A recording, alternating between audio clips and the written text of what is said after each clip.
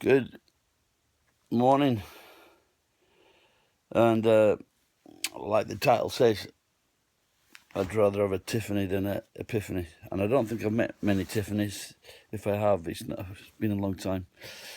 But the other day, after changing my name, my channel name, not changing my name, my channel name, I then realised it was a big mistake. Like I said, I was just trying to do a brand, so then, like a fool, I changed it to Arrghgarry Santa. But I think it's probably better that I have Arrghgarry in the title, so people can find me if they go from somewhere else or meme and someone says that's Arrghgarry. So maybe it was a bad idea, but it's good to realise your bad ideas quick. But I did. But I just thought, like I said, with the epiphanies, and I just thought I enjoyed. Recently, I've been going live on Facebook, and I don't know how many YouTube viewers have seen that, and I enjoyed doing that. I was drunk a lot of the time.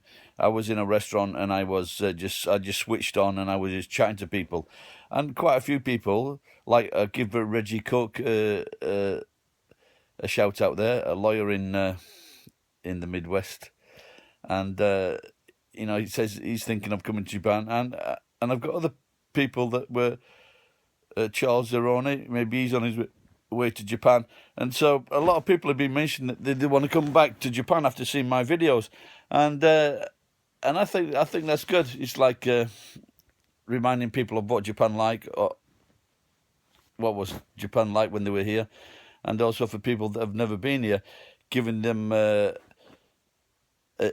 taste of Japanese life. And of course, I think it's good because Japanese people always ask me, "Is it sumiyasu? Is it easy to live here?" And I say, yes, it definitely is. And apart from, like I said, 95% of it is great. But other than that, it's a great place to live. Less problems, and so I just thought, and I was chatting to different people the other night when I managed to go live on YouTube, live streaming, and I think a lot of people enjoyed it.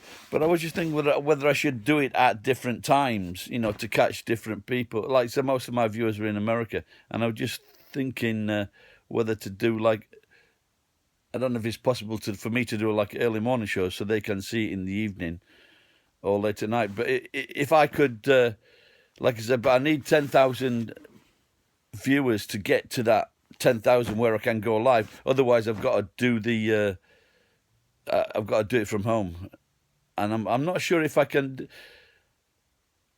I'm not sure if no. Do I need a computer? I don't know. If anyone can think of a way where I could do it, because I do have the tag system with my phone. Then like. I don't have a laptop now, though. Okay. Anyway. So I just thought it might be interesting for people, in the evening to find out what's been happening in Japan, or if they've got some questions about Japan, they can ask me directly over the phone, or computer. And like, don't forget, people. When I was a kid, people would very rarely use a phone or phone each other up, because it was in England. It was so expensive to phone anywhere, and especially overseas. I remember I was in New Zealand, and I there was this young Scottish guy, and he was phoning his dad, and I phoned my brothers as well. I would say, this is a call from New Zealand. Will you accept the charges? And this Scottish guy phoned his dad, and when his dad picked the phone up, the international operator said to his dad, "Will you accept a call from so and so, Jimmy McFarlane, for example?" And and the guy on the phone, and his dad said, "I don't know him." And he's going, "Dad, it's me." so he actually denied knowing his own son because he was Scottish and he wouldn't pay for the call, and because they were so expensive, and And I've got a story. I don't know if I told this story before, but I used to get into a telephone because I was a telephone engineer, and the telephone exchange they left the window open. This is true, by the way. And I went in a few times, and I would phone home for free because there are like free phones in telephone exchanges. Anyway, so if you'd like to hear that story, I might tell it on Saturday night. Yeah. So my other epiphany was that I had I had a really too much to drink last weekend, and so I had 5 days off. And like I say, I don't really need. Did I say this in the video already? But like I say, I don't.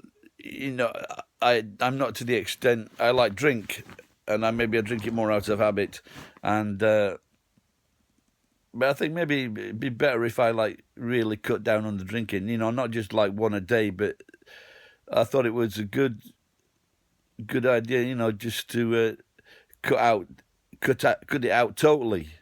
You know, for most of the week, and just have like a drink maybe once or twice a week, and just don't drink in the weekdays. But that would entail not eating Japanese or Italian or German food, because you've got to have a beer with them.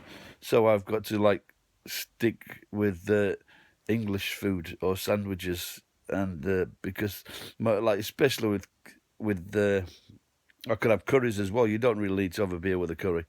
But with sushi, you definitely need to have a beer, and with Italian food, you definitely need to have wine.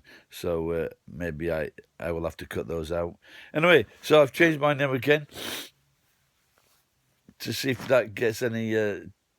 I don't know what I'm doing. I have no idea. But I think that the views dropped, the comments dropped, and so and also I had one cheeky bastard from. It looks like he's a Ryan Boundless fan, and he said to me, I've been copying Ryan's videos.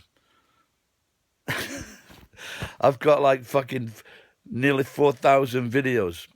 Ryan has made less than 300 videos. And if there's anybody that's not short on ideas for videos, I think it's me. But to say that I'm copying his videos, that's very funny. In fact, actually, Ryan was actually copying one of mine, because when I did in the bath videos, he did a video in the bath, and I'm sorry he had to go to that length. Anyway, so thanks for watching. Bye bye, and hopefully see you on Saturday night when I try to go live on streaming again at 10:30. Okay, so see you then. Thanks for watching. Bye bye.